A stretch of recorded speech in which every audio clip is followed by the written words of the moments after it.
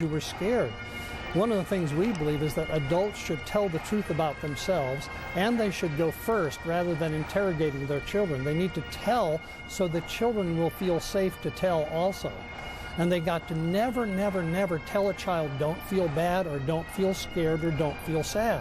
Because the truth is, I think we're all feeling sad, we're all feeling bad, we're all feeling scared, and we're all feeling a little angry. And all of these feelings are valid and should be heard, not fixed. We don't fix feelings, we listen to them and acknowledge how truthful they are. And then we can go on with the next moment in our life. Grief counselor Russell Friedman, thank you very much.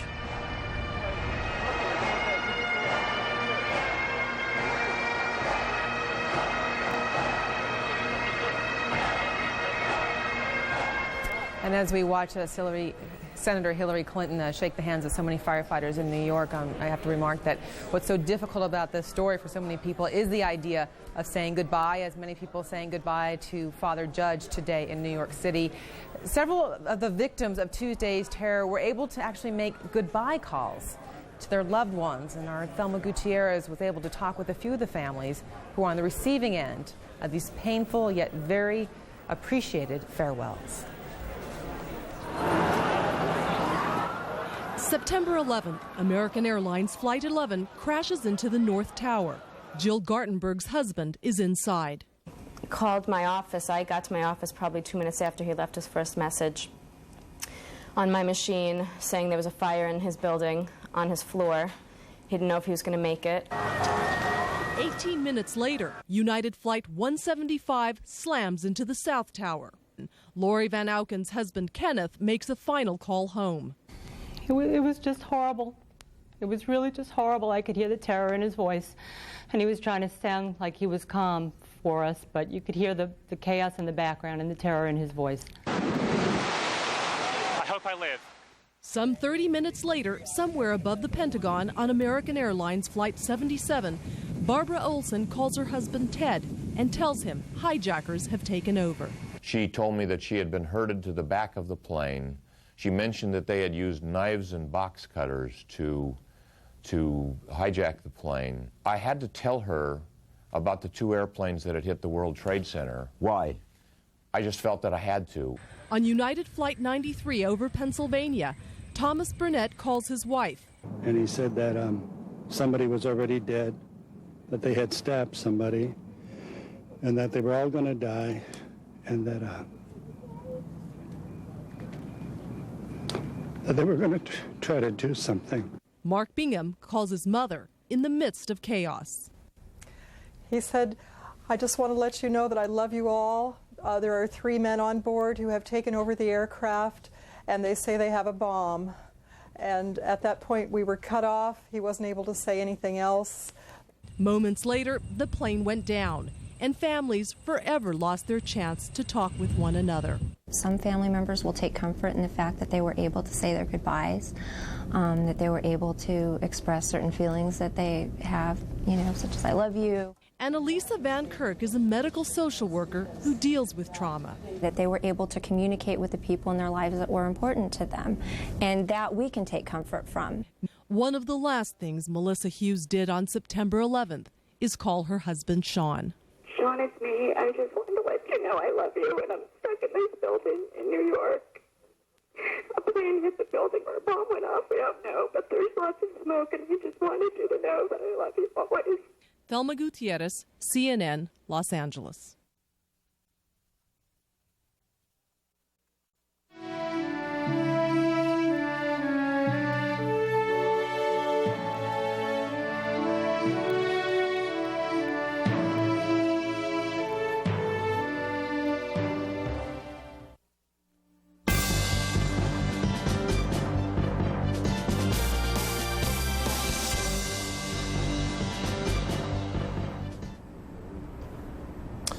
Good afternoon. I'm Aaron Brown in New York. On this day when New York starts to bury its dead and the rescue workers begin or continue on this long, difficult work of sifting through and clearing out what was the World Trade Center buildings here in New York. Funerals now going on funerals for Michael Judge, the chaplain, funerals for fire chief out on Long Island who died the other day as well. And of course around the city and in other cities too, funerals going on for people without titles, without position, people who died on Tuesday. They are not the funerals that will get the attention or the coverage, but their deaths are no less significant than those that do. I'm Aaron Brown. As we say, we're joined now by Judy Woodruff in Washington and Darren Kagan in Atlanta as we take you through the afternoon here of this longest week. It's hard to believe that it's only Saturday. Here are the latest developments in the story at this hour. President Bush has again described this all as an act of war. President meeting with his national security team today. He said, "We are at war and we will smoke out the terrorists," said the president. He says that Osama bin Laden is the prime suspect in Tuesday's attack. This is a line the administration has said. This is one of the first times we've seen, by the way, the vice president since Tuesday. It is possible we've seen him before. I don't recall it, however, this meeting taking place a short time ago. As we say today, also, the funerals are now beginning. They are beginning here in New York and elsewhere. Funerals for fire chiefs and fire chaplains, funerals for firemen, funerals for passengers on airplanes and office workers in buildings. These are long and painful goodbyes. And we are beginning also now to get a sense of the economic dimension of all of this. Continental Airlines said today that it will furlough 12,000 employees. They'll go off the payroll.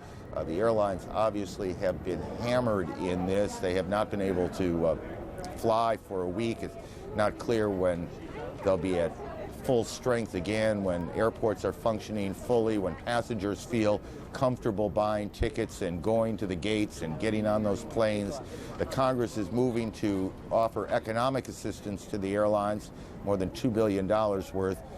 But for now, Continental will put 12,000 employees on furlough as it tries to recover economically from the disaster that hit on Tuesday. Those are the headlines.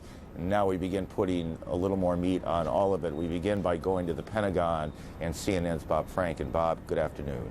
Good afternoon, Aaron, and we're going to be able to give you some idea of the devastation that occurred at the Pentagon. The Pentagon, the military, has provided some video. It shot over and inside the area that was damaged. First, you see the aerial shots. You can see shots that we've not been able to see for a while because, of course, airspace has been severely limited here. Aerial shots to show just how extensive it was when 3 of the corridors of the Pentagon were badly damaged when the American Airlines plane crashed into it on Tuesday. Now, of course, inside is where it is really stark. You see just an absolute chaos, and this is the video shot 3 days after the collision actually occurred, 3 days in which a huge amount had been done. The video shot yesterday. We're slowly making our way into the building. You can see holes that were created not by the plane, but oftentimes like this one, holes that were punched out by the people who are trying to get inside. And you can see the massive damage to the building. Damage, by the way, which might have been worse except for the fact that this section had just been renovated and it was really strongly reinforced with glass, for instance. It was very blast resistant. So it prevented quite a bit of the tragedy that might have occurred. As it is, they're already estimating that about 189 people will have died in this. You will see just how difficult it would have been for rescue workers and the people who are trying to effect repairs to get inside the building, and you can see overhead just how widespread the damage was. Now, this is a massive building with about 17.5 miles of corridor. Among those picking their way inside the building for the military were members of an honor guard here, the ones you normally see at Arlington Cemetery in spit and polish, but this time they were doing anything but their ceremonial duties. Got soldiers from the 3rd U.S. Infantry, the honor guard, are in there. And this is the conditions they have to work in, the Tyvek suits, the respirators, goggles, and helmets. And they also have boots on. Terry Mitchell, who is a Pentagon spokesman, showing what was going on. And while the repair to this building was taking place, at the very same time, the full operation of its primary mission was being restored. The planning is going on now for whatever military action is being taken in this virtual war that has been declared on the United States, according to the administration. And of course, phase number 1 has been the authorization for a call-up of the reserves that authorized 50,000 to be called up, although of course there are about 1,300,000 reservists in the United States military force, about half of the entire armed forces of the United States. 50,000 authorized, 35,000 will be called out, spread out not just among the traditional Defense Department forces, but also the Coast Guard, which comes under the Transportation Department. The individual units that are affected have not been announced, are probably still being developed. In fact, individuals themselves are still being put into the proper slots. We can expect that information to come out in the next few days. It is a very, very slow process to get ready for whatever military action is taken in response to this calamity that has hit the United States. And of course, a very slow process, Aaron, to build a building. It's going to take several $100 million and probably, we're told, a couple of years. Aaron? Let's talk about what's going on in those parts of the building that's not being damaged. People are coming to work still. Offices are open. Business, certainly not as usual, but business is getting done. Because this is the business of the military here. This is the business of the military, and of course the irony is that the military right now has the primary business here. The administration has made that very clear, to try and come up with the retaliation that the United States plans to put into effect. A very, very relentless retaliation, they're saying. As for people coming to work, a large part of this building, probably about a third of it, is a little bit damaged or is still questionable. There may be structural damage that could be questionable, but all staff people are asked to come to work and they can be reassigned offices. You know, of course, this is the world's largest office building. You know, you've been there for a couple days, and this is my first best look at all of this. But when you looked at these new pictures, and in a sense, there's a term of art in television that you got the wide shot here. Were you surprised at how broad the damage was? Well, you know, actually it reinforces what rescue officials have been telling us for a couple of days, that they were just going through terrible debris, that it took sometimes tremendous effort just to set the stuff apart and to get in the lifts and all the backhoes and that type of thing they needed to do that. And they also had to face the fear of a collapse. As reinforced as this particular section was, there was always this constant concern of a collapse. And one of the scenes that we showed a little while ago is one that shows all the wood beams that have been put up to support this so they could move on to the next area and put up more wood beams, that type of thing. It is a very tedious process, as you might understand, and a sad one, because wherever they go, they find more bodies. They still haven't given us, by the way, an estimate of the number of bodies, the actual number, by the way. They've just told us that they're estimating now about 190. And when they talk about 190, 189, that includes the people who were at the Pentagon, actually at work at the Pentagon, and the people who were on the airplane that hit the Pentagon, correct? That's correct. What they've done, they've combined the passengers, the number of passengers on the airplane, and the people who are unaccounted for, and that's how they've come up with their estimate. One other, or two other perhaps quick things. You've been around that building over the years a fair amount. Is security just indescribable at this point? It's heavy. It's very heavy. You better not be caught walking without your pass in this building right now, because somebody will stop you and, as a matter of fact, could place you under arrest. Wherever you turn, there are people in body armor carrying AK-47s, that type of thing. Obviously, this is a building that always has heavy security, but it's visibly much more extensive now. Bob, thanks. That is, you see that overhead shot that we saw, the flyover for the first time.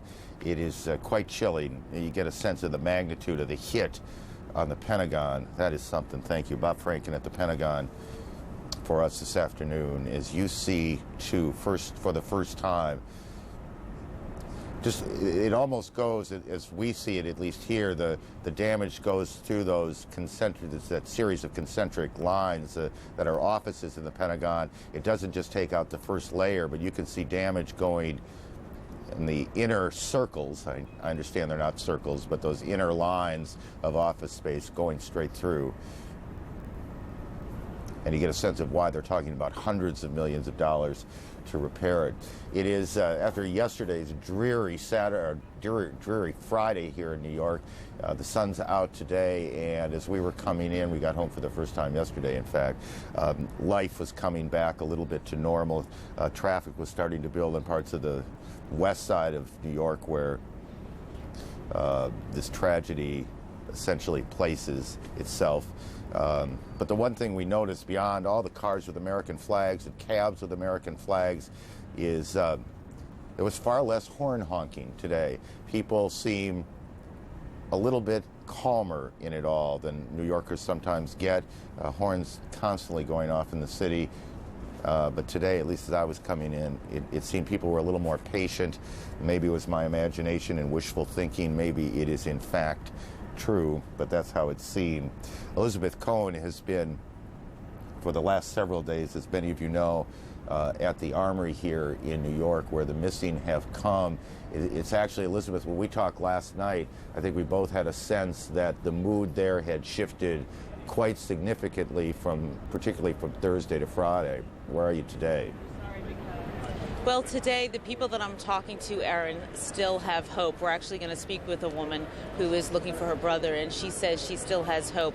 But we are hearing more people say that it is getting harder to maintain that hope. We talked actually with an American Red Cross worker a little while ago who said, you know what, on Wednesday, people didn't really want counseling. They just wanted to go out into the hospitals and look. Today, more people are saying, you know what, I need to sit down and talk. I need counseling. Some 3,000 people have been to the Armory here to register information about their missing relatives. And today, for the first time, they've offered DNA testing. That means that they scrape the inside of the cheek of a close relative to the person who's missing so that that DNA can then be cross-matched later on. I want to introduce you to a woman of great strength, Miri Ortali Malites, who is looking for her brother, Peter Ortali. Tell me, Mary, when was the last time someone heard from your brother? He was... After the first plane crashed into the World Trade Center, he called my mother, and said, a plane just crashed, turn on the news. After that, he called his wife, and then I believe he received a phone call from a friend in California, also with the news of a plane crash. And then that's the last anyone's ever heard from him. And then apparently, just from bits and pieces from people who work with him on the floor, they evacuate the building. Announcement came on. Everyone was leaving the floor. The last person leaving said no one was left on the floor. And we just haven't heard anything. He did appear on the survivorlist.com and also on a nyc.com list. A different phonetic spelling, but it just seemed too kind of ironic not to be him. And then there was the name on the survivor list, that list went down, and then the other list actually went off is not on the internet again today. So, the Red Cross had said as soon as we heard it that there's no validity to it.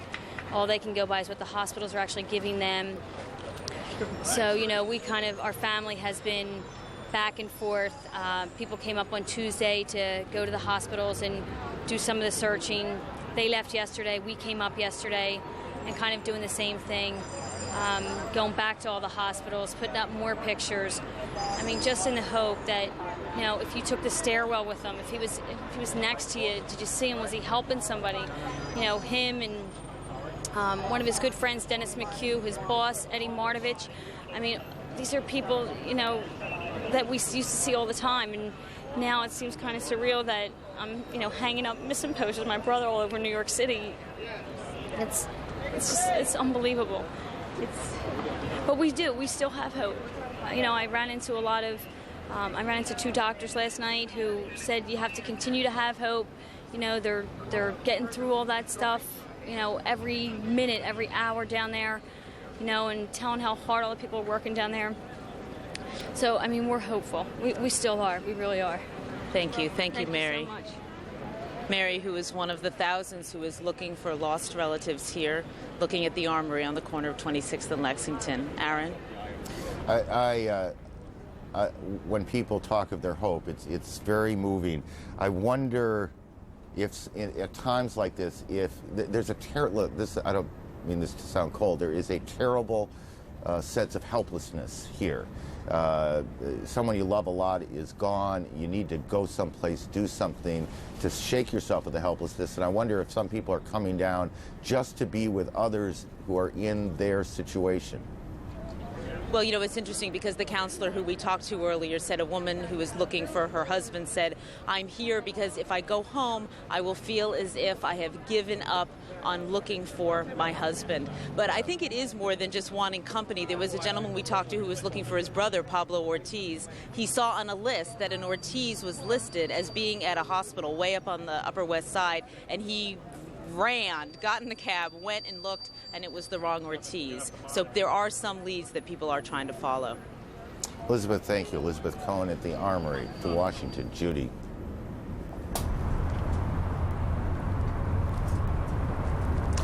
We're told that there's a new development with regard to the president. For that, let's go near Camp David to CNN's White House correspondent Kelly Wallace. Kelly?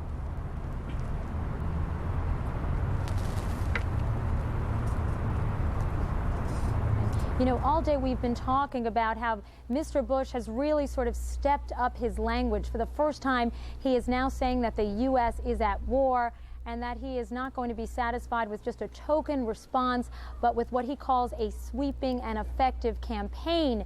Mr. Bush also saying that terrorists may hide out in holes, but that the U.S. would go ahead and smoke them out. Well, we asked Ari Fleischer if the president was laying the groundwork and preparing for the American people for the possibility that the U.S. could use ground troops to try and take care of those terrorists deemed responsible for these attacks. And Ari Fleischer saying nothing has been ruled out. Now, Mr. Bush talking to reporters earlier today before a meeting with his national security team. Included in that meeting, of course, Vice President Cheney, as well as his top national security advisors. And before that meeting got underway, Mr. Bush using some of the same words his father used when he announced the backing for the Persian Gulf War 10 years ago. Mr. Bush saying that this act will not stand. There's no question about it. This act will not stand. We will find those who did it. We will smoke them out of their holes. We will get them running, and we'll bring them to justice. We will not only deal with those who dare attack America. We will deal with those who harbor them and feed them and house them. Make no mistake about it. Underneath our tears is the strong determination of America to win this war. And we will win it. One other thing that President Bush did today, for the very first time, he named suspected terrorist Osama bin Laden as a, quote, prime suspect. He also said that if bin Laden thinks that he can keep away and hide out from the U.S.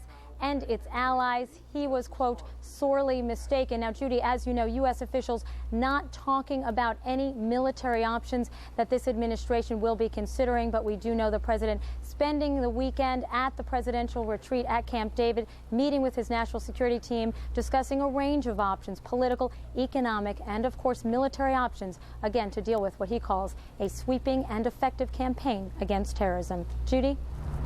All right, Kelly Wallace reporting near Camp David. The president today saying this will be a different kind of conflict against a different kind of enemy. Joining me now, Peter Bergen, who is writing a book on Osama bin Laden. Peter, I just want to cite something else the president said today. He said it's a conflict without battlefields or beachheads, a conflict with opponents who believe they are invisible and yet they are mistaken. Do they believe they're invisible, Peter? Well, they're certainly in a country that they know intimately well and the United States knows very little about. The United States closed its embassy in Afghanistan in 1989. We don't have any information on the ground about the situation there, really. We have to rely on other people like the Pakistanis for information. So if you're considering a ground campaign in Afghanistan, you're going into one of the most inhospitable places in the world. B, a place bin Laden knows intimately well because he's been there on and off since 1986. And C, a place we have very little information about. Let me ask you about the neighboring country of Pakistan. As you know, the administration has laid down, thrown down the gauntlet, in effect, to Pakistan and other countries, saying you're either with us or you're against us. Here are specific things we want you to do, and you're either on our side or you're not. My question to you is, how likely is it that Pakistan is going to go along with some of these things? I think the Pakistani leader, General Musharraf, is in a very difficult position. He obviously wants to go along with the United States. Pakistan has traditionally been an ally of the United States, but you've got to remember that Pakistan, Osama bin Laden is a very popular man in Pakistan. It's a common first name now for sons, Osama. You see Osama bakeries springing up. On the street in Pakistan, Osama is a bit of a folk hero. So Musharraf has to balance the interests of A, being somewhat accommodating in the United States, but B, the political reality that Osama bin Laden is a rather popular man in his own country. So what that will mean in practice, we don't know yet from the Pakistanis. Does that mean we'll give you airspace? Does that mean we'll allow you to use our country as a staging ground for a ground operation? Airspace. All right, let's talk about staging. Are there bases already in Pakistan that the U.S. could use if it decided to go after bin Laden and his people in Afghanistan? There are bases. I mean, actually, an interesting historical note. Gary Powers, remember the U-2, the pilot who was shot down by the Russians in '62, took off from a base inside Pakistan. So there are plenty of air bases near the border that one could use. I just think it's going to be politically very hard for Musharraf to kind of sign on to that. But if he doesn't, he must know there are consequences. Yes, I mean, he's in a very tough spot, but I think that last time we sent cruise missile attacks in bin Laden's direction, we didn't actually inform the Pakistanis about anything about that plan until the cruise missiles were actually in the air. And a general actually went to the leadership of the country and said, you're not under attack from India, your traditional rival. These are the United States cruise missiles going against bin Laden. Obviously, this time we're not going to, everybody will be informed. One last note, Judy. Surprise is key to any military operation. We clearly have sacrificed that ability at that moment. Bin Laden must be planning some kind of, countervailing measure. Well, and I asked you about that when you and I talked about this a day or so ago. I said every day that goes by where the administration talks about or says it's talking about what it plans to do gives them, whether it's bin Laden or any of the people who support him, time to hide, to go off and make other plans, and makes it all the more harder for us to carry out a retaliation. I'm reminded a little bit of how President Bush's father, who, there was basically this coalition building that's going on. I mean, you sacrifice surprise, but you do build a coalition if you have enough time, which is obviously what his son is doing now. Right. All right, Peter Bergen, formerly a producer for CNN, now writing a book about Osama bin Laden. Peter, thank you very much. Now our correspondent Eileen O'Connor, who's been following the investigation for the last few days. Eileen, you have some new information. We do, Judy. So far, law enforcement sources say that they have detained, and the Justice Department has confirmed this, at least 25 people for possible INS violations. Now, this is a way that they can detain some people. Eventually, they will have to perhaps issue dozens more, they say, material witness warrants. And that is another way that they can detain people that they want for questioning. Now, law enforcement sources say they are operating under the assumption that more attacks were planned and either were thwarted or are still a possibility, but they are making rapid headway. 2 men were detained in Texas and have been transported to New York for questioning. They may not have been involved, but there are striking coincidences, and sources say several reasons they came to the attention of the authorities. Law enforcement sources say Mohammed Jawed Asmath and Ayub Ali Khan both had tickets from Newark to San Antonio, Texas on Tuesday. Their plane was diverted to St. Louis, where they boarded a train for San Antonio. According to sources, they had box cutters. Now, people on the doomed flight said on cell phone calls that the hijackers had box cutters as weapons. What authorities are looking at are young men and women or relatives in their 20s, Middle Eastern country citizenship, predominantly Saudi Arabian, visas that indicated they were students receiving flight training or are pilots, and who have connections with the dead hijackers that have been identified, like the same or similar last names. Now, several of the hijackers lived here in San Diego. Neighbors say they didn't mingle, and sources say they were attending flight schools there. Now, neighbors say they kept to themselves and they left in the dark. The neighbors also said that they were on cell phones and used laptops, and they looked to be laptops with complicated programs. Several law enforcement sources say they had been looking at a man near Boston this summer. In his apartment, they found flight manuals, information on Boeing aircraft, and he also appears to have been attending flight school. They will not say whether that man is in custody here or overseas. Interestingly, Judy, the several sources have pointed me to testimony in the trial of the embassy bombing, where people linked to bin Laden talked about members of his organization receiving flight training. FBI Director Robert Mueller admitted if authorities had looked at this